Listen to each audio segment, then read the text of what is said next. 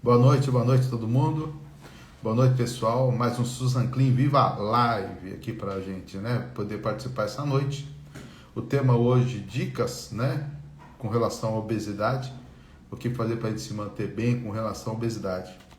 Antes de começar, eu gostaria de informar que teremos aqui a Larissa, nutricionista, vai entrar primeiro aqui comigo, depois a Carla, endocrinologista, e por final o preparador físico Murilo, tá ok? A obesidade é a epidemia desse nosso século aqui. O excesso de peso acomete praticamente até 2/3 da população mundial, para vocês terem uma ideia. Estima-se já que em 2030, 38% serão obesos, ou serão sobrepesos, e 20% da população mundial será obesa. A definição de obesidade, ela vem como excesso de peso em gordura. Quando essa gordura é localizada mais no abdômen, mais central, nós temos as doenças que são mais prevalentes. Dentre elas, a hipertensão arterial sistêmica, diabetes mellitus tipo 2, os problemas cardiovasculares, arteriosclerose, depressão, problemas osteoarticulares, tá? E muitos cânceres que são advindos da obesidade. Então você vê como é importante a gente tratar a obesidade. Ainda pela Organização Mundial de Saúde, nós temos que 1,9 bilhões de pessoas apresentam excesso de peso, ou apresentavam em 2014. 600 milhões já eram obesos. E morre mais ou menos 2,8 milhões de pessoas a cada ano pelas doenças e pela obesidade. Hoje na América Latina, a gente tem o quê? Que 38% dos homens estão como sobrepeso e 40% das mulheres. Sendo que desses, 11% dos homens já têm obesidade e 15% das mulheres também com obesidade. Então vocês veem que o tema é importante demais, como sempre, né? O tema obesidade, tá ok? Então agora eu vou ver aqui, esperar só a Larissa mandar o likezinho dela aí pra gente poder estar respondendo para ela. Eu gostaria que vocês mandassem as perguntas que vocês tenham que porventura estar mandando, tá? Para que a gente consiga estar trabalhando com vocês, ok? Larissa, se você já tiver aí, você pode mandar para aceitar. Deixa eu ver se eu vou apertar o lugar certo aqui. Larissa, e a solicitação para você lá. Olá, Oi, Larissa, boa noite, tudo bom? boa noite, tudo bem? Hoje a Larissa foi pega de sopetão, né? Ela tinha outras atividades, ela arrumou um tempinho para estar aqui com a gente. Vamos dizer, não era uma coisa programada, né, Larissa? Sim, mas tá tudo certo. Eu Boa sei, noite para todo mundo. eu sei que a gente conta sempre com você, Larissa. Larissa, Com certeza, estamos juntos. e a gente pensando em causas da obesidade, o que leva a pessoa à obesidade, a gente sabe que a Sim, alimentação errada é uma das primeiras que vem. Então, sim. a pergunta para você seria, qual a importância da dieta, então, no tratamento da obesidade? Aproveitando em dizer, né, sendo hoje o dia aí de prevenção à hipertensão, que a prevenção é a melhor forma, né? Tanto da questão da obesidade, muitas vezes as pessoas pensam que devem procurar um nutricionista por conta de apresentar algum problema. E, na verdade, é sempre bom, da mesma forma que a gente faz exames laboratoriais para saber se está tudo em dia, passar também com o nutricionista, né? Para ver se as suas necessidades estão sendo cobertas, se tem algum excesso. Então, prevenir é sempre a melhor escolha, tá certo? Então, em relação à alimentação, hoje em dia, com a vida moderna, muitas vezes pela correria, trabalho, estudo, né? Agora, né, na pandemia, as mulheres, os pais também, né, os homens aí se tornando professores, têm buscado cada vez mais praticidade. Então, eu sempre digo, né, aos nossos pacientes aí, cuidado com o que é prático, o que é fácil demais. Duvide, né, do que é prático. Duvide da qualidade, porque, sem dúvida, agrega, né, muitos aditivos, químicos, ricos em gorduras, açúcares. Então, o ideal é sempre a gente priorizar uma alimentação nutritiva, né, in natura. Então, priorizar os alimentos, né, que a terra nos dá, ok? E desses tipos de alimentos, assim, hoje, a gente pensando em fast food, pensando em alimentação, a gente vê muito do comer colorido, trazer muita fibra, trazer muita fruta, muita verdura, muito legume para a dieta. Isso prevalece Sim. até hoje? Sim, prevalece, né? Tanto na prevenção, como eu coloquei, como em relação, né? Sendo a obesidade uma doença crônica, e através, né, da cirurgia bariátrica, a gente consegue ter o controle, a alimentação ela deve, né? Ela tem um papel aí primordial dentro desse contexto, desse novo tratamento, né? Que é para o resto da vida, né, doutor Jaime? Sim, então vamos pensar. Café da manhã. O que eu teria, na primeira refeição, o café da manhã é uma refeição importante, né? Sim. Qual a opção que eu deveria ter no café da manhã, o que eu deveria escolher, o que eu deveria evitar? Bom, então, com certeza, né? Evitar carboidratos simples, isso em relação à farinha branca, né? Vamos colocar dessa forma. Dar preferência a consumir uma quantidade, né, de proteína já durante o café da manhã. Isso vai reforçar, né? Vai deixar a pessoa mais saciada até a próxima refeição, ok? E as fibras também, né? Assumem um papel importante nessa questão da saciedade. Pão integral é bom. Sempre importante ver rótulo dos alimentos, né? Que ali a gente consegue, de fato, identificar o alimento que fornece uma quantidade satisfatória de fibras. Então, hoje nós temos muitas marcas. Oi? Pode falar, Larissa, pode continuar. Hoje a gente tem muitas marcas, né, no mercado de produtos aí, de alimentos, né, que se dizem integrais, quando na verdade a maior porcentagem é da farinha branca, né? Então, uma quantidade menor da farinha integral. Então, é importante também conhecer essa ferramenta e usá-la, né, no dia a dia para fazer uma escolha mais acertada. Ah, é? E entre manteiga e margarina, o que a gente vai comer que é mais saudável? Nada de ser saudável. Em relação às gorduras, né, a gente sempre priorizar a questão da moderação. Hoje nós temos alguns cremes vegetais aí, né, no mercado. E a manteiga também, ela não é ruim, né? Com certeza não. Então, tudo que for de origem animal, a gente preferir, né? Aí eu já vou, embora eu tenha perguntado da manteiga e falar, né? Tocar na margarina, eu vou dizer que as carnes, né? Que também apresentam quantidade de gorduras, a gente sempre priorizar numa qualidade mais magra, né? Então, a gordura, ela também é importante na nossa dieta, visto auxiliar aí a absorção, né, de vitaminas lipossolúveis. Então, tem a sua importância. Então, ótimo associar a manteiga também, porém, numa quantidade moderada. E de manhã, opção por suco, opção por leite, opção por fruta. E se for por leite ou por suco, qual açúcar usar? O ideal é a gente evitar, né, interferir nos nutrientes. Então, quanto menos processado for, melhor será. Então, a gente está estamos, né, afinal, aí no outono, em breve entramos no inverno. E a tendência é sempre a gente priorizar, nessa época, né, líquidos quentes. Então, no caso dos sucos, a gente não está falando, né, de um calor aí de 30 e tantos graus de dezembro. Então, eles são bem-vindos, porém, dê prioridade, né, ao consumo de frutas, que quanto menos processado, mais a gente preserva, né, os nutrientes, as fibras.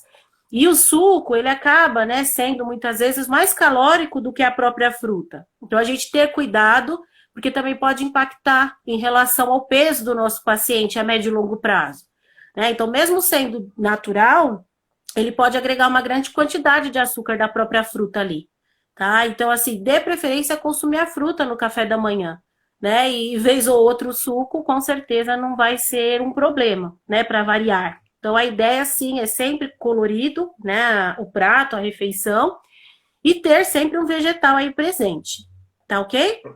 Tá ok. Larissa, baixa só um pouquinho o seu som, porque eu não sei se o eco é teu ou meu. Ok, abaixei, melhorou? Então, vamos ver se vai melhorar. Larissa, outra coisa. E o açúcar? Tem preferência para um açúcar orgânico, açúcar mascavo, açúcar refinado? E o açúcar? Como é que fica esse vilão aí?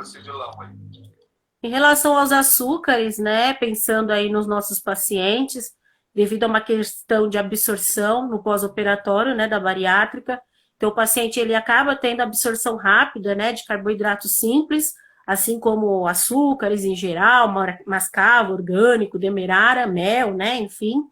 E a ideia é a gente conseguir, né, se desprender do consumo desse açúcar, sendo ele refinado ou os outros, né, que a gente acaba preservando aí propriedades nutricionais. Em termos de calorias, eles não têm grande diferença, tá? Então, o que a gente tem diferença do açúcar refinado em relação aos demais é, como eu disse, né, preservar algumas características nutricionais, tá certo? Então, evitar sim o açúcar, mesmo que dentro dessas opções.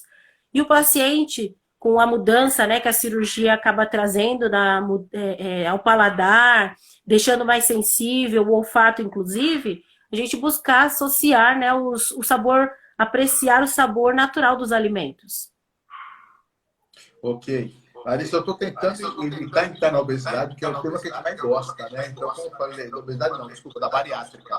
Então, eu estou Sim. jogando um pouco do lado clínico, assim, para não ser aquele cirurgião sempre, tá? Mas daqui a pouco vem uma pergunta cirúrgica, tenho certeza para você. Diz uma coisa, eu recebi aqui uma das internautas mandou que eu tenho um bebê de 2 anos que ama comer macarrão. Ela ama comer macarrão.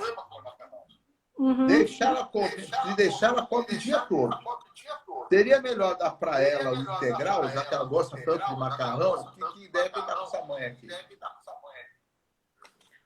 Bom, a questão aí é que 2 anos, né, a alimentação da criança já deve ser semelhante ao do restante da família. Eu digo semelhante, né, porque os excessos aí que os adultos, por vezes, né, vez ou outra, acaba consumindo, não deve ser a alimentação da criança. Embora, né, a alimentação segue aí todo um exemplo. Então não adianta dizer para a criança consumir os vegetais ou comer um macarrão integral se os pais não consomem, né? Então a questão aí é oferecer variedade. Então essa criança, se come o dia inteiro macarrão, mesmo que seja um integral, a questão é associar os outros grupos de alimento, certo? Então a variedade é sempre a melhor opção. Tá ok? Então, viver de macarrão, sendo uma criança de 2 anos, ou por menor que seja a quantidade, né, não é o ideal. Da mesma forma que uma criança de 2 anos não deve só se alimentar de leite materno. Tá ok?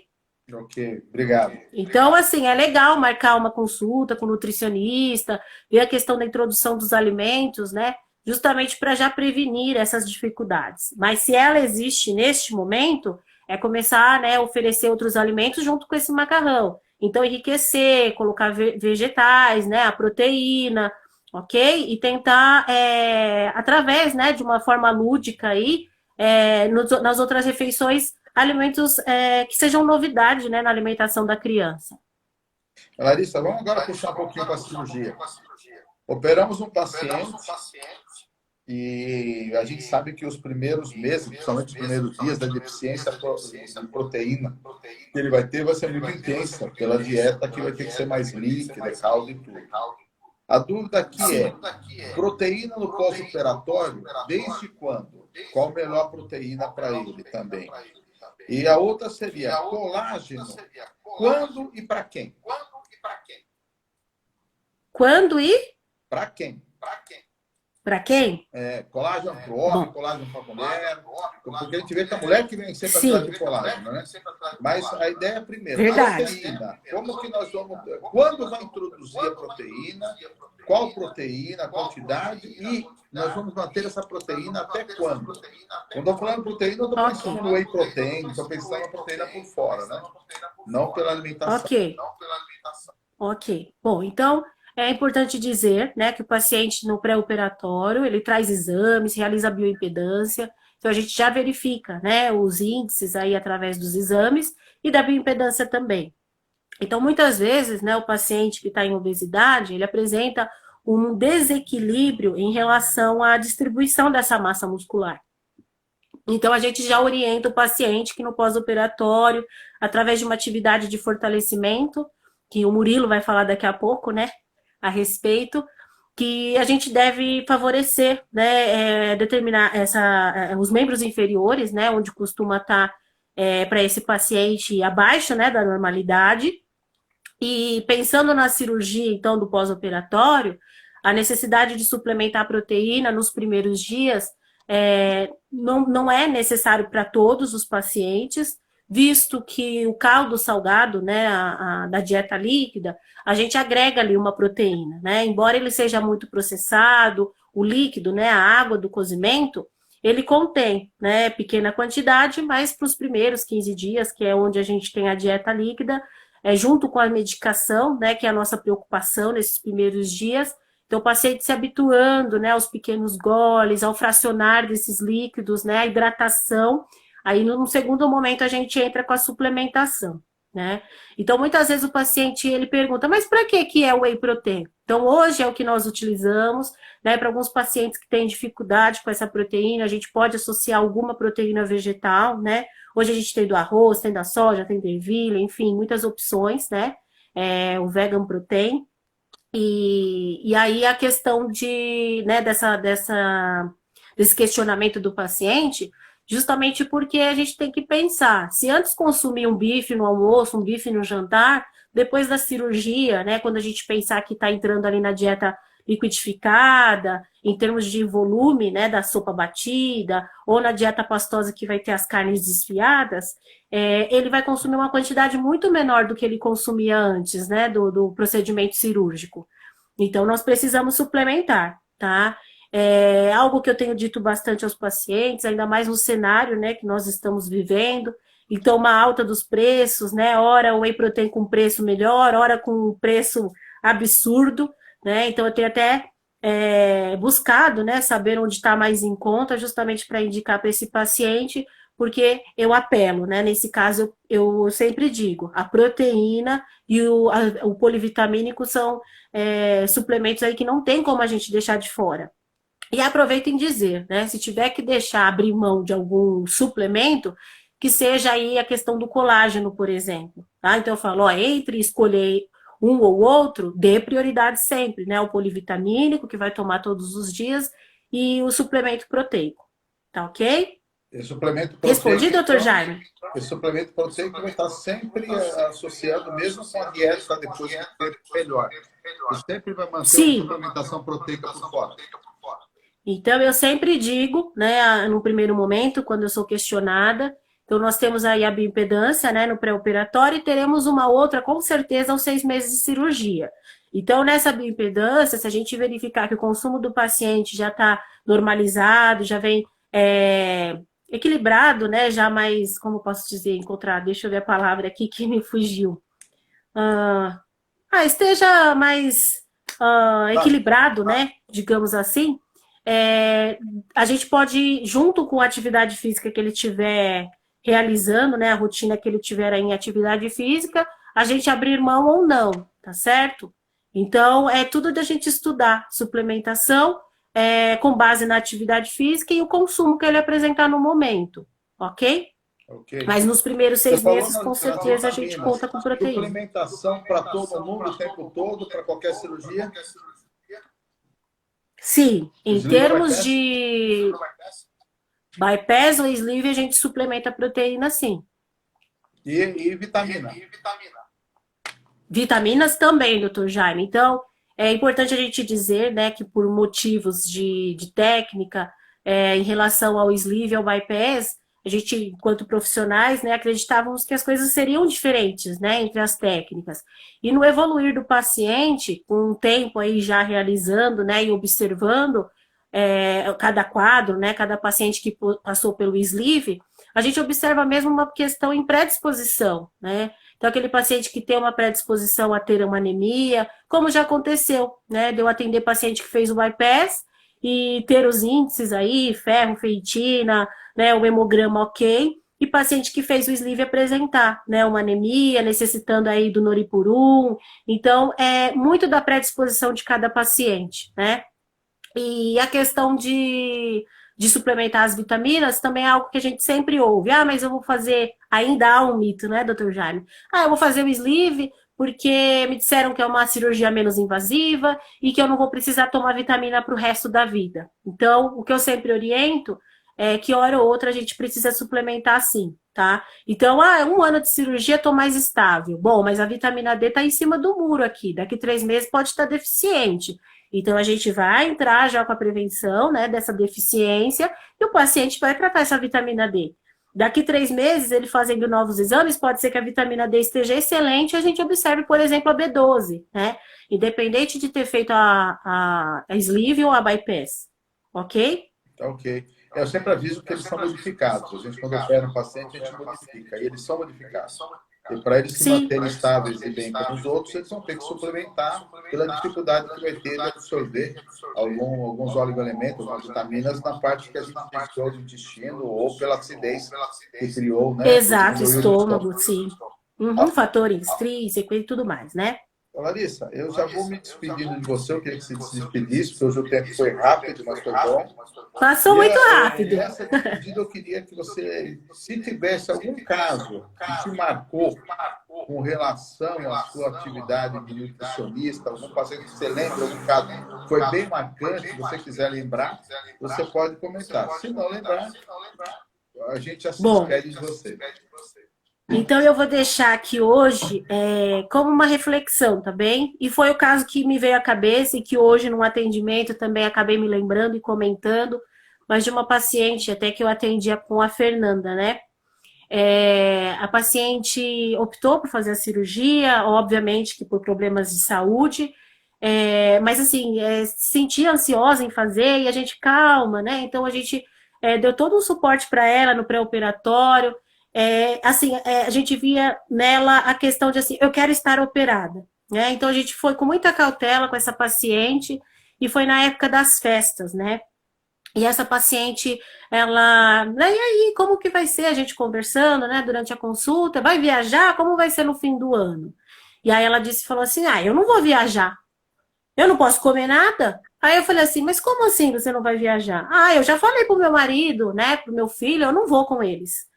Então isso acabou, assim, marcando para mim, porque eu sempre digo para o paciente, né, que a alimentação ela vai sofrer mudança, é difícil, né, essa questão até mudar hábitos, mas que o prazer, né, da vida está em outras coisas também. Então isso me pegou de uma forma dela achar que por não consumir determinados alimentos não tinha prazer, né, em ela acompanhar ou ter momentos felizes aí com o filho e com o marido, tá? Então eu quero deixar como uma reflexão essa questão de buscar mesmo, né? Ver além dessa questão da alimentação hoje, com a mudança que a cirurgia vai trazer, vai promover, mas valorizar os benefícios que virão, né, a partir daí. Tá bom? Então, deu para entender, doutor Jaime, que eu quis colocar? Deu sim e agradeço você. Boa noite, muito obrigado. Tá? E vamos para a próxima agora. E na próxima live a gente explica mais um pouco. Então, tá bom. Obrigado, boa noite a todos e até breve. Se Deus Tchau, quiser. tchau. Boa Fique com noite. Deus. Tchau, tchau. Tchau.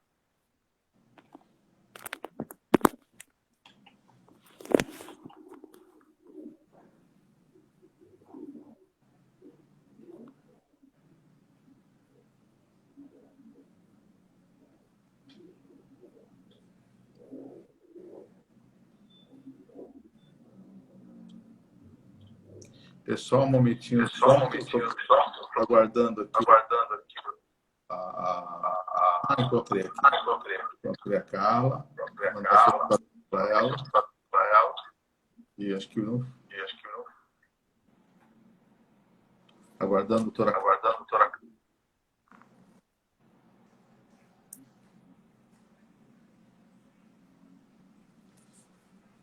Tá me ouvindo, Carla?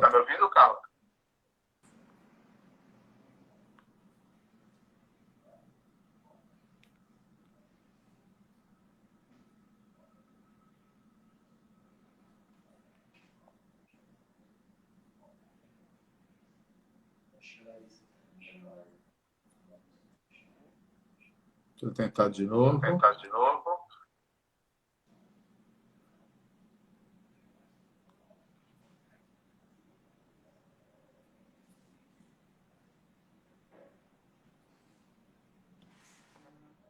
Eu não consegui ainda sair do vídeo da Larissa. Vamos ver. Larissa saiu. Guardando a Carla agora.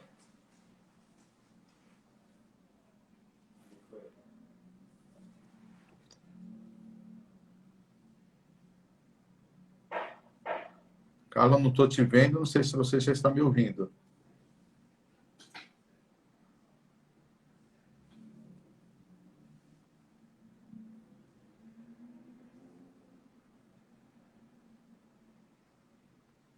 Agora acho que vai.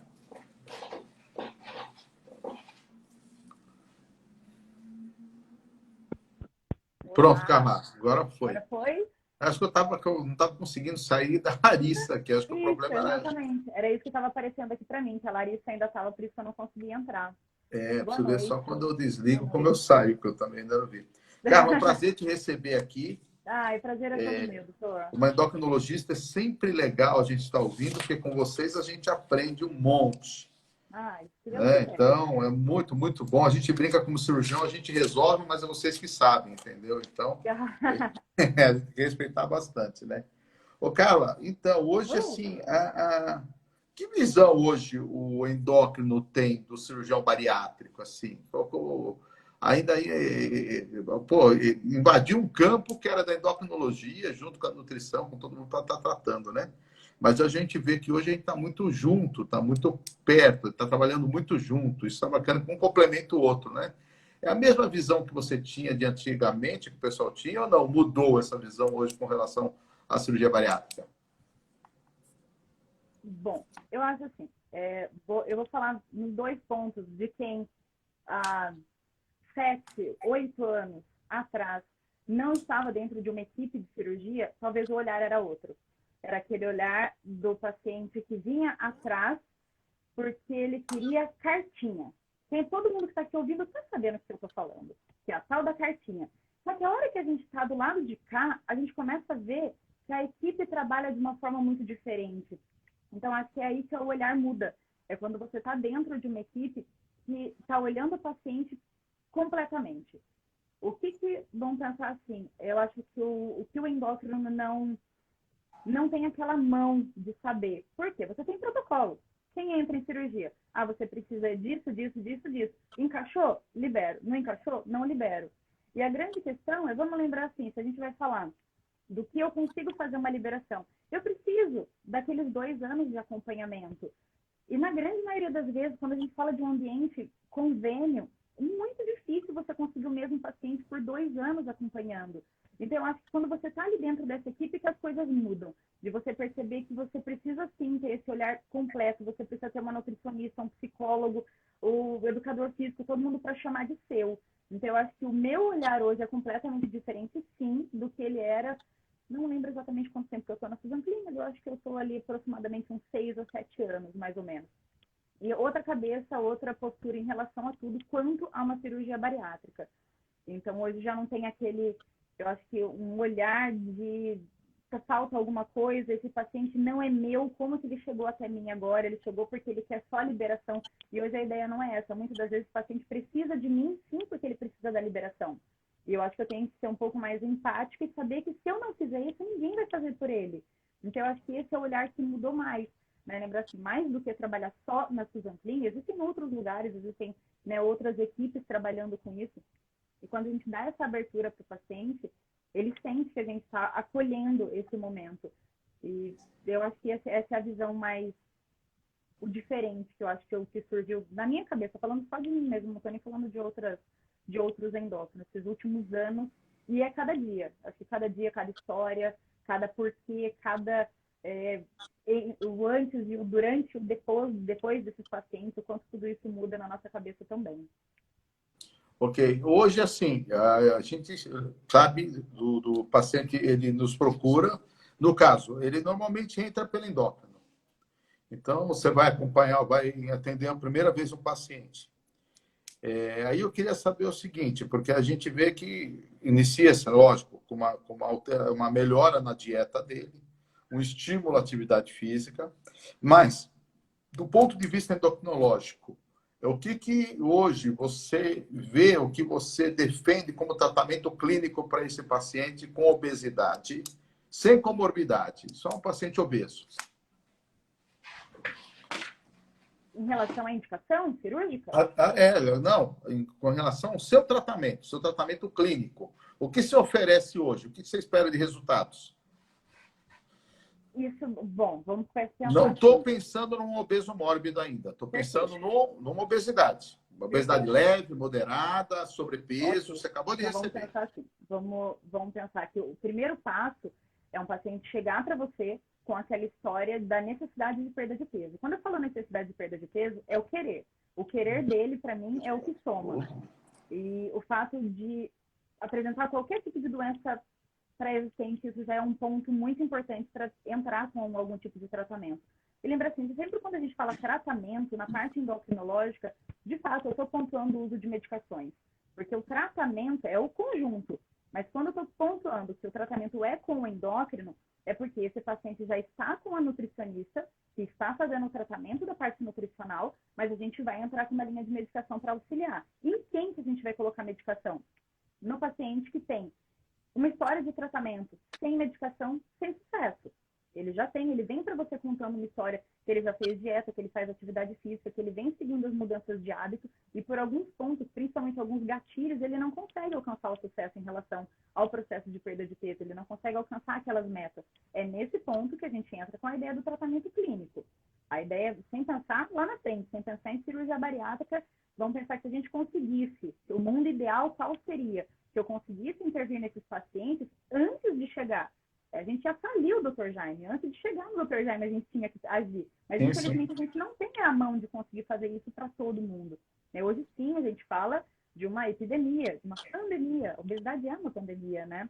Enquanto a gente não tiver esse olhar agressivo em relação a tratamento, as coisas não vão caminhar do jeito que a gente gostaria. As doenças crônicas, elas vêm aumentando cada vez mais, e antes a gente falava pontualmente de uma hipertensão, de diabetes, não que seja pouco, mas hoje mais do que nunca, a gente tem um educador físico que vai poder falar isso pra gente, a ideia das doenças articulares, o quanto isso vem aumentando, e quanto aumenta o peso, as doenças articulares vão piorando, que é um dos grandes motivos que esse paciente vem procurando a cirurgia bariátrica, a perda de peso também. Acho que esse é o ponto. E qual a sua abordagem assim, terapêutica? Você começa como com esse paciente com relação ao medicamento? Você tem o seu tratamento de rotina que você inicia, é individual para cada paciente que chegou com a parte clínica? Por ser homem ou mulher, você pode usar uma medicação ou usar outra? Como entra hoje em dia a liraglutida hoje, o injetável? Ele é já para um caso mais avançado, de tratamento clínico, você espera um pouco mais antes de entrar. Como que é essa abordagem clínica hoje? A sibutramina se encaixa onde? Onde se encaixa isso tudo? Vamos só pontuar assim, o que nós temos hoje no Brasil, oficialmente liberado para o tratamento da obesidade. No Brasil nós temos o Orlistat, que é o Lipblock, Xenical, bastante conhecido, que ajuda a fazer a eliminação de gordura pelas fezes, em torno de 30%. Remédio bastante utilizado, não mexe com a parte do sistema nervoso central, então nós temos excelentes resultados com ele, só que ele é limitado. Chega um momento que o Orlistat não segura mais o tratamento. Sibutramina, tentando colocar de uma forma muito fácil, ele faz a inibição central de apetite. Ele vai lá no cérebro e desliga o lugarzinho do apetite. Para algumas pessoas com resultado excelente, para outras já nem tanto, mas isso de forma muito individualizada. A sibutramina, tempos atrás, ela ainda tem um estigma feio, que as pessoas não gostam muito dela, mas ela tem bem orientado o tratamento, ela tem sim excelentes resultados e ela é uma medicação liberada no Brasil para o tratamento da obesidade. E a gente entra como terceiro e único tratamento, colocando só esses três como os oficialmente liberados, que é a liraglutida. A liraglutida, especificamente o Saxenda, a marca registrada, na dose de 3 miligramas, que é a aplicação injetável diária, tá? Então, esses são os três remédios que nós temos no Brasil liberados. Isso é o que a gente chama de medicação on-label. On-label é aquilo ali que está escrito no livro, que está em bula, que a gente pode fazer uso. Entretanto, nós temos uma outra gama de medicações que nós chamamos de medicações off-label, Isso não quer dizer que está errado, isso não quer dizer que a gente faz tudo por baixo dos panos, não é isso. Nós temos, sim, segurança para trabalhar. Existem diversos trabalhos mostrando que essas medicações são seguras para tratamento, que entra a bupropiona, naltrexona, lisdexamfetamina. São várias medicações que não necessariamente são medicações novas, mas que podemos fazer algumas associações entre elas, e isso sim, de forma extremamente individual. Né? E tem medicações que a gente não pode ficar fazendo mistura. Então, assim, vamos só sugerindo um ponto. Por exemplo, misturar sibutramina com fluoxetina não é interessante, porque elas agem 2 vezes no mesmo ponto. Então, assim, a partir do momento que você tem o conhecimento de toda a farmacodinâmica dessas medicações, você sabe sim aonde colocar cada uma delas, e aí as coisas começam a fazer mais sentido. Né? Mas liberado é isso que a gente tem, fazendo uma listinha, né, básica do que a gente tem de medicação. Vamos colocar aqui no mercado, nós temos para trabalhar em torno de uns 6, 7 remédios, e associados entre eles, temos sim bons resultados clínicos, com uma perspectiva muito boa da semaglutida, que é a irmãzinha da liraglutida. Eu trabalho o fase 3, agora todo mundo tem entendido essa parte de fase, né? A fase 3 dessa medicação, que foi apresentada para a gente há uns 2 meses, mostrou uma perda de peso, assim, muito, muito interessante. Pacientes que chegaram a perder quase 40% do peso corporal. A gente conseguiu equilibrar dentro, comparado no tratamento clínico a uma cirurgia bariátrica. É algo absurdo pensando em tratamento clínico, mas ainda não foi liberado. A medicação a gente tem hoje no mercado brasileiro a dose de 1 miligrama, só que ela só é liberada para o tratamento da obesidade. E esse tratamento que foi apresentado nesse estudo fase 3 era a dose de 2,4 miligrama da semaglutida. Então é uma dose que ainda financeiramente completamente, né, assim, estratosférico pensar em custos quanto a esse tratamento que a gente pode colocar na vida real. Isso não tem liberação alguma para ser feito ainda. Pode contar medicações, seria isso que a gente tem para trabalhar hoje. Deixa eu perguntar outra coisa. Aquelas medicações mais antigas, as anfepramonas, o Femproporex, aquela Inibex, aquela coisa toda dos ex. Isso aí hoje não se usa mais. Não. Na vida real, eles não existem mais, né? Acontece muito de um paciente falar, mas eu estou tomando anfepramona. Eu falei, meu amor, você procurou esse remédio? Então, assim, no Brasil, nós não temos liberação. Existiu, conseguiram fazer uma liberação, eu entendo muito essa parte de lei, tá? Mas conseguiram fazer uma liberação de que as anfepramonas seriam liberadas. E conseguiram liberar. Entretanto, nós não temos a liberação para a fabricação da medicação. Então, eu não posso comercializar algo que não pode ser fabricado. Então, esse é o ponto onde tudo parou. Esses pacientes que fazem uso de medicação, essas pessoas que fazem uso dessa medicação, o que eu ouço dizer é que é atrás do Paraguai. Porque lá eles conseguem fazer... E o HCG? E o HCG? Então, doutor, HCG, na verdade, assim, a gente tem essa ideia como ele sendo proscrito, né? Não existe nenhum trabalho que conseguiu provar e comprovar qualquer tipo de eficácia. A ideia de pensar que um paciente está fazendo uma dieta de 500 calorias dia, né? Vamos pensar num cenário pós-bariátrica, quanto que tem essa dieta? Então, assim, uma dieta de 500 calorias dia não tem como não emagrecer. Porque a grande questão é todos os malefícios que você vê por trás de tudo isso. Né? Pensa assim, o HCG ele pode fazer alguns outros estímulos que são extremamente antifisiológicos para uma pessoa. Né? Então, assim, hoje a gente já tem que... Não, enfim, sem colocar quem faz, que continue fazendo e que se sinta seguro quanto a isso. Mas não existe nenhuma orientação formal para o uso do HCG. Nenhuma. Alguma medicação que você, assim, o paciente chegou onde você queria e você gostaria que ele fizesse uma manutenção.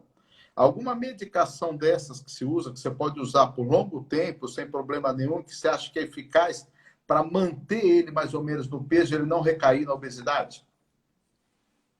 Sim, na verdade, assim, quando a gente está falando só de um tratamento clínico, sem pensar no reganho de peso pós-bariátrica, o tratamento clínico ele pode ser mantido e deve ser mantido. Isso é uma coisa que a gente tem que colocar na cabeça, de que a obesidade é uma doença crônica, né? Multifatorial, mas ela é uma doença crônica. Doença crônica é tratamento para a vida toda. Então, sim, se for necessário, nós precisaremos usar medicação para uma vida inteira. Do mesmo jeito que o paciente diabético usa medicação para a vida toda, o paciente hipertenso usa medicação para a vida toda, o paciente obeso também vai usar medicação para a vida toda.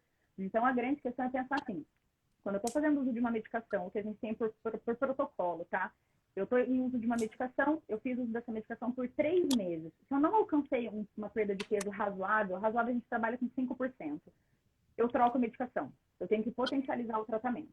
Se eu estou usando uma medicação com bons resultados, só que a gente alcançou o platô, então conseguimos uma perda de peso e estacionamos. É hora de potencializar. Ou a gente modifica a medicação, ou vai potencializar em questão de estrutura de dieta. Isso a gente consegue modificar também com o auxílio da nutricionista. Quando eu cheguei no meu peso ideal, vamos pensar que o peso ideal, eu alcancei a perda de 10, 15, 20% do peso, e esse peso estacionou. Mas ele estacionou falando de um platô, já dentro de um platô saudável. Não é aquele platô que parei de perder peso, mas eu quero e preciso muito mais. Nesse momento, talvez a gente consiga desmamar a maioria das medicações e fazer uma dose de manutenção. Com qual remédio? Com qualquer um. Todas essas medicações a gente tem segurança para fazer manutenção. Exceto a subutramina, que a gente tem por bula, que o ideal seria o tratamento só por até 2 anos, mas algumas vezes a gente entra com a medicação, tira, e depois, se for necessário, ela volta para o cenário do tratamento. Mas liraglutida, orlistat, topiramate, bupropiona, naltrexona, lisdexanfetamina, todas essas medicações, sendo necessárias, elas podem sim, porque cada pessoa vai usar a medicação por um motivo diferente. Seja por um gatilho em relação à ansiedade, que é aquele paciente mais beliscador, seja aquele paciente que precisa do inibidor de apetite, porque ele tem a questão mesmo do apetite, o voraz do comer. Tem aquele paciente que ele tem compulsão, a compulsão noturna, compulsão da madrugada. Então, para cada uma desses pontos, existe uma medicação específica, não é receita de bolo, de fazer aquela receitinha dá para todo mundo. Não, desse jeito estamos fadados em não ter bons resultados, sem dúvida nenhuma. Deixa eu te fazer uma pergunta agora meio fora. Das doenças endócrinas que você encontra, que o paciente procura, mas esteja obeso mórbido e queira operar, qual aquela doença endócrina que você não liberaria para cirurgia bariátrica? Dentro com relação a cortisol, com relação a tiroide, com relação a suprarrenal, qual aquela que você fala, não, esse eu não libero? Então, vamos pensar assim, se o paciente tiver uma característica, falando da história do cortisol, é um paciente que ele tem uma característica de um hipercortisolismo, sendo ele causado por um tumor aqui ou um tumor em região adrenal, tá? Então, a gente está falando de uma síndrome de Cushing ou uma doença de Cushing, que é quem faz cortisol subir. Todo o resto não faz cortisol subir, tá? Ele vai ficar pedindo cortisol para todo mundo, não faz sentido nenhum. Então, assim, dosagem de cortisol é feita sempre sob estímulo, quando você pensa que esse paciente pode ter alguma coisa. Então, eu vou fazer uma coleta desse cortisol via salivar à meia-noite, ou eu vou ter que dar um comprimidinho de corticoide para ele na noite anterior para ele fazer essa coleta de manhã, para poder ver se esse paciente realmente ele tem essa produção exagerada de cortisol. Havendo isso, fechamos esse diagnóstico, primeiro tem que curar essa doença. E é uma doença curável. Então, primeiro a gente vai operar esse paciente. Operou, muitas das vezes ele já vai conseguir uma perda de peso importante, porque o grau de obesidade dele, muitas das vezes, era causada por causa da síndrome de Cushing, pelo excesso de cortisol. E era por isso que ele ganhava peso. Só que é um paciente que ele é muito característico, não é um paciente aleatório. A gente diz, nossa, olha, o cortisol dele está alto. Não é bem assim. Ele é um paciente que ele tem o visual, ele é um paciente muito visual. Eu sempre falo para paciente assim, se o cortisol está alto, eu estiver passando na rua, eu vou saber que seu cortisol está alto. A ideia é mais ou menos essa. É um paciente que tem uma flexora facial, é um rosto muito característico, aquela bochecha muito gordinha. Ele tem uma giba torácica, que é uma bolotinha aqui atrás. Ele tem aquele abdômen extremamente globoso e muito característico daquelas estrias violáceas. São aquelas estrias muito grandonas que medem em torno de 2 centímetros. Então, assim, algo muito intenso. Esse paciente, primeiro, ele tem que resolver o problema e depois, se houver necessidade, ele vai sem fazer bariátrica. E o paciente que não tem liberação cirúrgica, agora eu sou a chata da endócrina, que é aquela que não libera a carta, é diabetes descompensada. Porque eu acho que ao invés de ter um problema na mão, a gente vai ter 2. É colocar um paciente na mesa que ninguém tem segurança em relação a ele. Então, nós temos alguns protocolos em relação a números de quem pode ou não operar em relação a diabetes. Então, o paciente que chega com uma diabetes descompensada, sim, enquanto ele não tiver compensado, não tem liberação cirúrgica. E um hipotireoidismo descompensado? Assim como qualquer doença descompensada, o ideal é tentar compensar essa doença.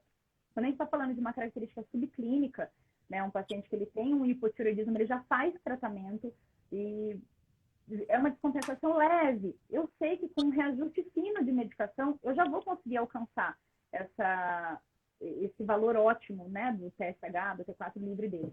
Agora, quando eu pego um paciente que a gente não se conhecia, por exemplo, e ele vem com um hipotireoidismo extremamente descompensado, a gente vai segurar e vai compensar essa doença também. Então, acho que tudo depende se ele já tinha o diagnóstico da doença ou não. Porque se ele já tem o diagnóstico, é muito mais fácil tatear esses valores. Agora, se ele não tem o diagnóstico, primeiro a gente vai ter que ir um pouquinho mais a fundo e estruturar essa doença para ter certeza que ele está bem. Então, Carla, eu vou fazer 2 convites para você. Um é para já ir pensando em como nós vamos, porque eu vou indicar você para a gente tratar esses pacientes que recaem de novo, tem a recaída da obesidade. E eu vejo que a cirurgia muitas vezes não consegue fazer mais nada. Então, é onde vai entrar psicólogo, nutricionista e tudo, e possivelmente algo medicamentoso que eu vou esperar para você fazer para frente, mas isso vai ficar surpresa para o pessoal. Legal. A outra seria aquela que eu fiz para a Larissa também. Algum caso de algum paciente que você tenha tratado de obesidade, ou que seja for, e que tenha te marcado esse paciente. Você lembra de alguma história assim? Então, como o senhor perguntou para a Larissa, eu fiquei pensando, falei, nossa, ele vai me perguntar isso, o que eu vou pensar? E a primeira paciente que me veio à cabeça foi uma paciente que quem operou ele foi a doutora Isabel. Ele é um paciente, ele é um diabético tipo 1, o que não é muito comum paciente diabético tipo 1 obeso, porque é muito mais comum diabético tipo 1 ser mais magro. Sim. E ele é um paciente diabético tipo 1, ele deve ter hoje os seus 35 anos, e ele chegou para mim com uma glicada, se eu não me engano, uma glicada de 13, de 14, que é o que demonstra que ele tinha uma diabetes extremamente descompensada. E aí eu sentei com ele e conversei. Falei, olha, a gente não conseguiu alcançar um valor X dessa glicada, eu não posso te liberar, porque as contraindicações são claras e você pode ter mais prejuízo do que benefícios em relação à sua cirurgia. E ele se engajou de uma forma, assim, muito, muito, muito importante. Num intervalo de tempo muito pequeno, ele conseguiu já um processo, ele precisava emagrecer para conseguir fazer uma cirurgia com boa qualidade, e ele conseguiu resultados excelentes. O processo todo dele demorou praticamente 1 ano até a gente conseguir deixar esse paciente bem para fazer a cirurgia. E hoje ele continua fazendo acompanhamento com a gente de pós-operatório. Então, assim, sensacional. Ele teve uma perda de peso aproximadamente ali com 60 quilos. O diabetes dele, quem olha nem fala que ele é diabético. Se não fosse pela idade e pelo fato dele ser insulino dependente, nem falaria que ele é diabético. Então, assim, é um paciente que me marca, e não me marcou, ele me marca sempre porque ele continua passando comigo. Carla, então, obrigado pela sua presença aí hoje, essa noite. Foi muito salutar, foi muito bom, tirou muitas dúvidas.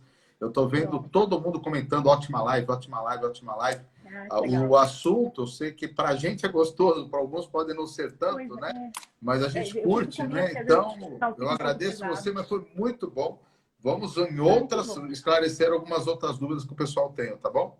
Tenha uma boa noite e obrigado, viu? Eu que agradeço. Dedicar esse teu tempo aí para estar comigo aqui hoje e com os pacientes nossos. Fica com Deus. Até mais. Amém. Beijo, boa noite. Beijo para vocês também. Mando sim. Tchau, tchau. Fique com Deus.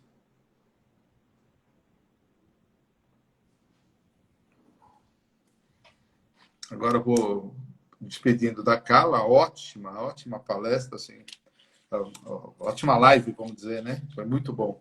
Esclarecedor, acho que ajudou bastante. Eu vi que o pessoal gostou bastante mesmo da parte endócrina, porque a gente não ficou naquele mesmismo de liberar ou não, né? A gente quis ouvir muito do que realmente ela tem para nos oferecer, né? Então, acho que valeu demais entender a parte clínica, né? Murilo, estou mandando solicitação para você também já. Vamos ver aí quando você me responde. Esperando o Vitor dizer aqui se já... Opa, o Murilo já está lá. Murilo, atrasamos um pouco com você hoje, tá? Mas também a gente faz o seguinte, cara. A gente vai até a hora que essa live cair, tá? Porque a gente fica naquela, o tempo, na hora que cair, caiu. Então, estamos andando e vamos embora, tá bom? Murilo, agradeço você por estar mais uma vez aqui comigo. Vamos já andar aqui, porque depois a gente se despede, né? Mas eu queria que você falasse, assim, sobre a diferença entre o metabolismo do obeso e do magro com relação à parte muscular. Então, essa questão acaba que tem bastante diferença no metabolismo dos dois, já que o metabolismo do obeso ele acaba sendo um pouco, relativamente bem mais lento do que o da pessoa mais magra, justamente pela questão da musculatura que a pessoa mais magra tem. Quanto mais músculo você tem no seu corpo, mais ele gasta energia e mais ele vai estar naturalmente tendo um gasto calórico acima. Já a pessoa que é obesa, ele acaba tendo uma massa magra menor e um gasto calórico menor, o que já dificulta também o dia a dia dele e o gasto dele no geral. Tá certo. E aí, então, é importante a gente ou manter ou adquirir essa massa magra, não é? Com certeza, uma das coisas mais importantes, principalmente para a galera que fez a bariátrica. Já que Então, vamos dizer o seguinte, operamos um cara bariátrico aqui. A gente sabe que até o terceiro mês ele vai perder 20% do peso dele total. Então, se a gente operou ele, vamos supor que a gente operou ele com 100. Ele vai perder 20 quilos. Desses, a gente sabe também que 25% é perda de massa magra, quer dizer, ele vai perder aí uns 4,5 kg de massa magra. Como trabalhar esse cara para ele manter essa massa magra e não perder essa massa magra? Como sabe que vai perder, mas perder menos. Atividade física, Jaime, não tem segredo. A atividade física vai fazer, o exercício vai fazer você manter ou até mesmo ganhar, em certos casos, a massa magra e se manter nesse período de saúde, mesmo após a cirurgia. Então, mas esse paciente obeso, eu sei que ele tem obesidade, eu operei ele, a nossa preocupação é resolver a obesidade dele. E a sua preocupação é manter a massa magra dele, tá? Com certeza. Então, aí, esse caso, o treino dele vai ser um treino para força ou um treino mais aeróbio? Como que nós vamos trabalhar esse cara?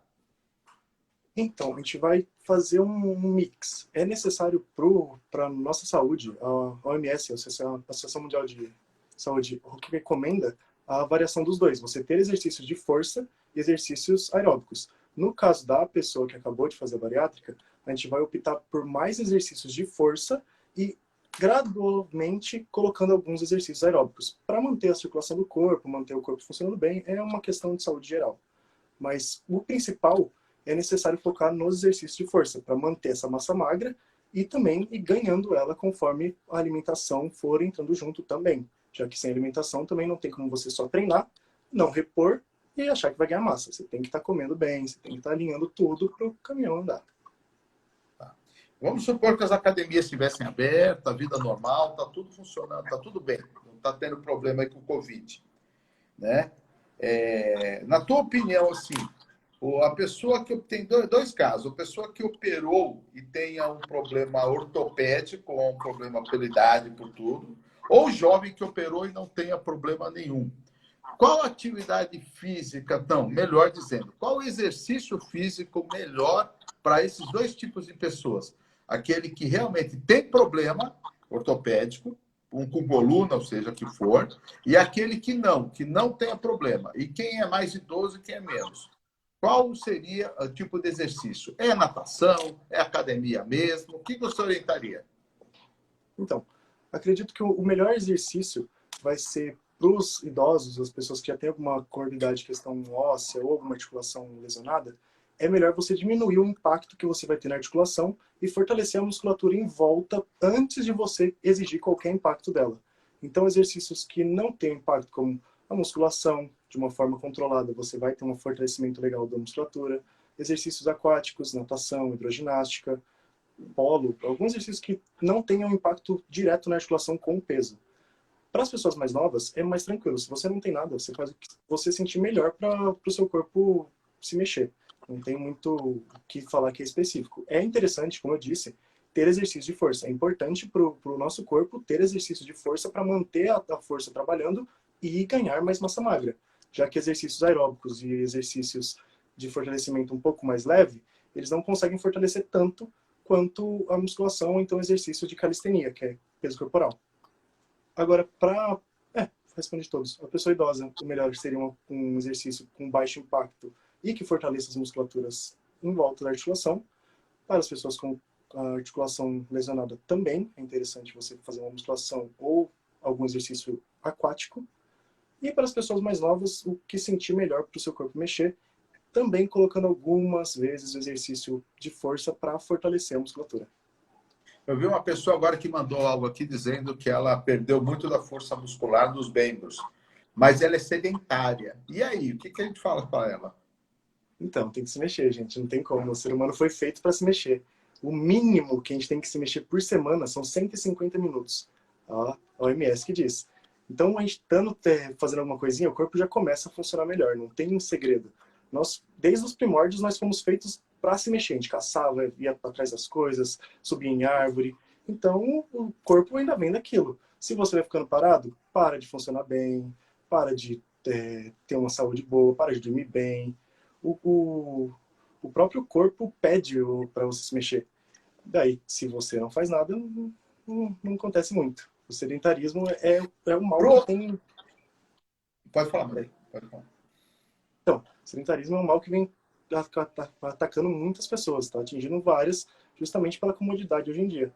Então, se você começar a se mexer, se começar a praticar alguma atividade, seu corpo vai responder melhor, você vai ter mais força. Eu tive já relato de pacientes, principalmente da bariátrica, que após a cirurgia, passou um tempo, não estava conseguindo subir escada, porque justamente só fez a cirurgia e não praticou nada depois. Aí subia 2 lances de escada, estava cansado, perna doendo, tinha que pegar um corrimão para subir. E se a pessoa pratica atividade, isso não acontece, porque o corpo dela vai estar firme, vai estar funcionando, vai estar 100%. Murilo, para o paciente obeso, então, para liberar ele, para correr ou para andar? O que a gente fala para ele? Primeiro andar. Vamos andar primeiro, vamos com calma. A gente tem que pensar que quando a gente está correndo, nós estamos aumentando a pressão nas articulações do joelho e tornozelo em 2,5 vezes o nosso peso. Então, se você está começando agora, você já está obeso, já está com peso acima, você colocar 2,5 vezes o seu peso em uma perna só, é muito prejudicial e as chances de dar alguma lesão são muito grandes, o que vai prejudicar o seu desenvolvimento e também vai prejudicar o processo de emagrecimento no geral. Então, começa caminhando, vai de forma progressiva, aumentando aos poucos. É tudo um processo, é sempre um processo, gente. Não é da dia para noite que vai mudar tudo. Então, vai de pouquinho em pouquinho e vai embora. Você acha melhor fazer essas caminhadas assim, rápidas ou intervaladas? O que dá mais resultado? Intervaladas. Você fazer variações de velocidade faz seu corpo acabar dando um vai não vai nele. Ele começa a funcionar bem, porém você dá uma cortada, daí ele diminui, aí acelera de novo, aí diminui de novo. Isso, no geral, acaba fazendo você ter um gasto maior do que você só fazer contínuo. Porque se fica contínuo, seu corpo acostuma com aquilo. Agora, se você faz variações de velocidade, você aumenta o gasto e diminui. E, no geral, isso tem um resultado melhor. Tá. A gente vê muito paciente também que hoje gosta muito de andar de bike, né? Ele pega a bike, vai daqui para outra cidade e anda muitos quilômetros. Uhum. Bike favorece, ajuda? Com certeza. A bicicleta ela não tem um impacto grande nas articulações e fortalece toda a musculatura dos membros inferiores. Então, ela é muito benéfica, um ótimo exercício aeróbico. Pilates. É um exercício bem interessante. Com relação a funcional e Pilates, o que você me diz de cada uma para o paciente com período de obesidade? Se orienta a fazer as duas. Funcional? Oriento. Os dois são bem interessantes. O funcional, ele tem como objetivo ser realmente funcional. Então, vai ser exercícios que vão melhorar não só a sua questão aeróbica, mas o seu condicionamento físico e sua mobilidade também. Então, você tem um ganho geral no corpo. Assim como no Pilates, que o Pilates também trabalha alongamento, trabalha flexibilidade, fortalecimento. Porque não é só... A galera, muitos acham que o Pilates é facinho, mas é um exercício que ele exige do corpo, porque ele tem uma resistência, ele tem um grau de dificuldade. Os dois são bem interessantes. Eles têm um impacto baixo no corpo e conseguem ter um resultado bem legal, porque eles têm um gasto calórico alto e também, de forma contínua, dão um bom resultado. Estão me mandando muito aqui que tem problema do quadril. Qual atividade física você acha que seria ideal para esses pacientes que operaram e tem problema do quadril? Porque estão falando aqui em corrida, estão falando em caminhada, em bike. Eu acho que, teoricamente, não seria uma dessas. O que você orientaria para esse paciente? Então, seria interessante funcional ou musculação. Ou Pilates também, exercício de fortalecimento. Tudo que você vai gerar fortalecimento na musculatura em volta da articulação vai funcionar para você diminuir dor e poder seguir com outros exercícios. Mas você começar com exercício de impacto não é interessante. Porque, de novo, a articulação ela machuca quando a musculatura em volta está fraca. Então, se você não fortalece em volta antes, a articulação vai machucar mais ainda e vai piorar o seu estado atual. Então, é interessante primeiro fortalecer, depois fazer o que você quiser. Tem uma pessoa que está dizendo que Pilates não é fácil, não. Mas depois que ela começou a fazer, agora ela acha maravilhoso. Por que o Pilates é difícil? Os portão lá que vão para o Pilates, não, essa moleza. Por que eles acham difícil? que é uma resistência esqueci o nome, do elástico. É uma resistência que ela vai aumentando. Você vai achando que mentira, são molas. Cada mola tem uma resistência muito grande. Você acha que é facinho, você coloca uma. Você coloca duas. Você colocou três, você não está aguentando puxar. Ou então você vai fazer um alongamento, uma posição, você não tem flexibilidade, cansa. Você sua alongando. O negócio é pegado, não é facinho não. E eu lembro também, Murilo, que parece que mexe com aquela musculatura intrínseca da gente, vamos dizer, que normalmente uma atividade física normal não consegue exercitar. E no Pilates acaba exercitando, né? Por isso que se usa tanto a expiração para fazer exercício. Então, por isso acho que eles também têm dificuldade com relação a esse tipo de atividade, mas que é bem funcional, né? Ajuda bastante mesmo nesses casos, né? Ô Murilo, vamos dizer o seguinte, vamos dar uma dica aí para os pacientes nossos, porque eu acabo operando muitos pacientes, então a gente sabe que o ideal deles já era se preparar antes da cirurgia até. Vir com preparo melhor para a cirurgia, porque a intenção da gente é que ele não perca muita massa magra, e nos primeiros dias, principalmente nos primeiros 15, a dieta líquida é muito forte. E depois vem, a dieta vai progredindo. Então, para esses pacientes, a gente tem lá uma facilidade até agora, porque também muitos das academias estão fechadas, e eu tenho indicado muito você. Eu queria que você desse uma explicação para esses pacientes que vão operar, como que poderiam estar, vamos dizer assim, encontrando o Murilo e até o que o Murilo vai proporcionar para eles, quanto tempo e a partir de quanto tempo que muda, e aí teria que ser uma coisa mais pessoal mesmo, mais online. Como que funciona o Murilo como personal da Susan Clean? Então, nós já temos disponíveis alguns vídeos para os pacientes que fizeram a cirurgia já. Ainda estamos montando os vídeos da pré-bariátrica, mas já temos vídeos para os pacientes que fizeram a cirurgia, que têm acesso a vídeos no YouTube, em que tem treinos para eles já no pós-cirúrgico, em que vai ajudar a ter uma recuperação melhor, a manter, justamente como dissemos, a massa magra, e também ele pode estar já começando a fazer uma atividade. Na parte pré-cirúrgica, também já é interessante ele começar alguma atividade, porque ele vai se preparar melhor para a cirurgia, diminuir riscos e também ter uma cicatrização melhor. E nós podemos estar fazendo, ou ele pode estar vindo me procurar aqui no Instagram, então na própria Susan Clean, para fazer um treinamento para ele que vai preparar o corpo dele para fazer a cirurgia e ter uma cirurgia melhor. E após a cirurgia, ele pode estar acessando os vídeos que nós já temos feitos e ter uma recuperação já mais acelerada. E após isso, também pode estar indo na Susan Clean ou vir me procurar, que a gente faz um planejamento para ele em que seja específico para a pessoa e que ela possa ter uma recuperação melhor e mais adaptada para ela. Tá. Eu sempre oriento, claro, quando a gente opera o paciente, no primeiro tempo ele não está comendo, né? Então ele está com dificuldade de absorver calorias e poder gastar isso. Então a gente acha que, mas em compensação, ele não pode ficar sem atividade. Então a gente orienta ele a ter as atividades físicas dele, a se movimentar o tempo todo, a caminhar, andar, até fazer uma caminhada fora disso. E aí, quando ele já me vem mais ou menos desse 10º dia, 11º, quando eu passo os teus treinos para eles. Porque daí a gente já pensa em sair um pouco só, não só ficar na atividade física, mas começar a dar para ele um exercício físico. E aí que você acaba fazendo muito essa diferença para eles nesses primeiros 15 dias e depois acaba até estendendo isso para os 45 dias, né? Agora, nos primeiros 15, tem diferença de treino de dia com relação aos próximos 45? Como que funciona, Murilo? Sim, com certeza. Os primeiros 15 dias, justamente pela pessoa estar pela dieta líquida, são exercícios leves que não vão estar forçando muito, justamente para não ter esse impacto tão grande. Não está ingerindo tantas calorias, então a gente não pode exercer muitas calorias a mais. Então, o comecinho ele vai progressivo, exercícios leves, fortalecendo todo o corpo, preparando ele para treinar.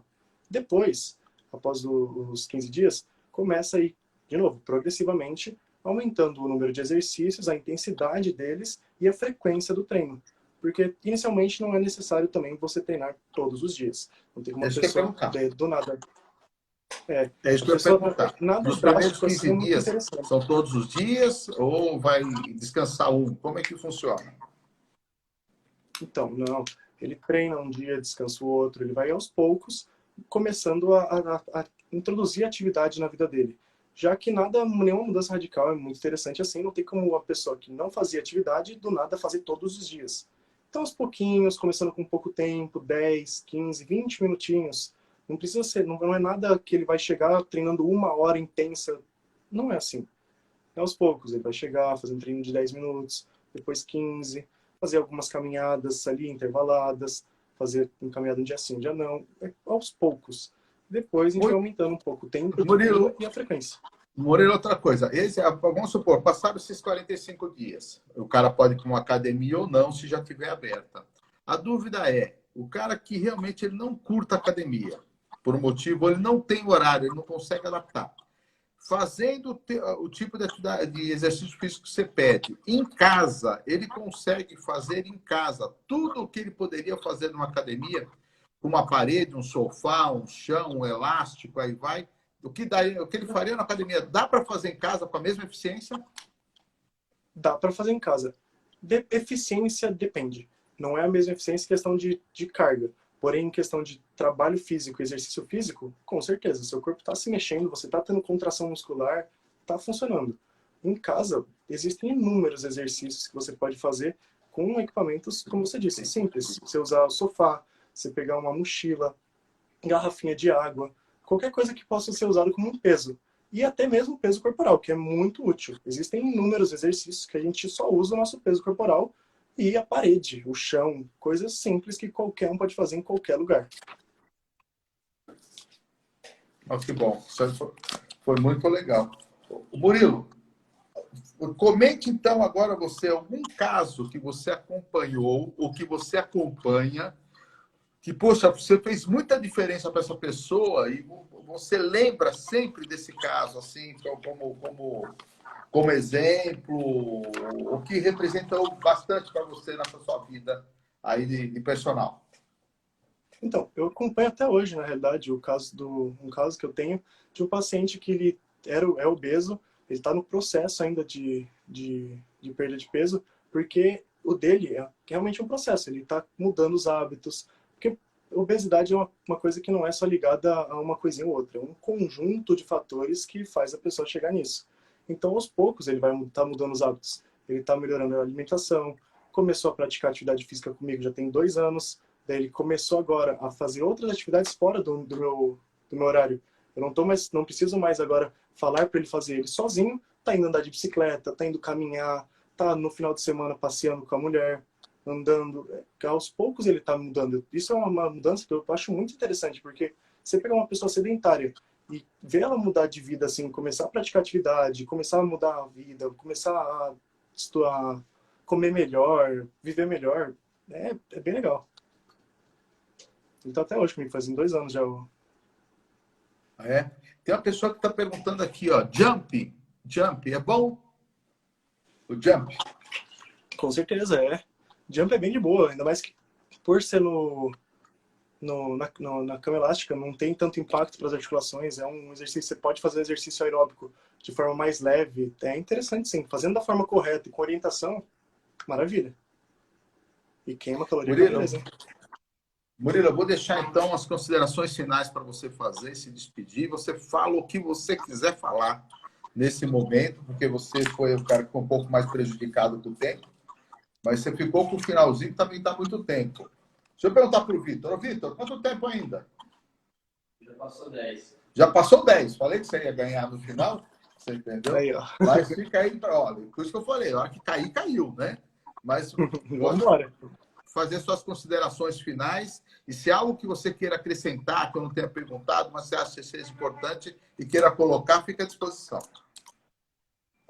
Então, queria pedir para todo mundo, o que eu ando falando bastante. Gente, vamos se mexer. Principalmente nessa época agora de pandemia, exercício físico ajuda muito, melhora a parte neurológica, melhora seu estresse, diminui o estresse, é muito bom. Vamos praticar exercício, vamos fazer nosso corpo funcionar. Já falei, nós fomos feitos para se mexer, então ficar parado não é uma opção. Quanto mais você se mexe, quanto mais você faz a atividade, mais seu corpo responde, melhor sua vida fica. Então, vamos se mexer, vamos aproveitar a pandemia para começar a fazer alguma coisa sozinho. Vai correr, vai andar, nadar, faz alguma coisa. Só se mexe, galera. Murilo, obrigado então pela recomendação, pelo aconselhamento aí para todos.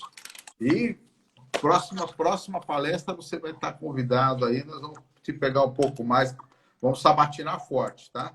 Mas você saiu muito bem, parabéns, tá? Espero que você agregue aí e convença realmente todo mundo aí que fazer exercício físico é fundamental para estar bem. E avisando o pessoal, vamos operar, hein? Na época, né, do Covid, nós estamos indicando cirurgia porque estamos tirando muito dos fatores de risco que vocês estão operando. Então, não tenha medo de cirurgia, não, para quando vocês tiverem a liberação do convênio, a liberação do hospital, pelo que vocês tenham. Então, vamos operar, porque eu não parei em momento nenhum do Covid, para falar a verdade, né? Só parei, acho que no momento que eu não pude ir para o consultório, mas eu continuei operando, tá bom? Fiquem com Deus, obrigado pela presença de todos. Valeu, Murilão, tá certo? Obrigado a Carla também, obrigado a Larissa aí, que foi muito bom, todas as palestras foram muito boas. E até a próxima, se Deus quiser. Falou, Jaime. Valeu, até a próxima também. Tchau, tchau, galera. Falou, Murilão. Falou.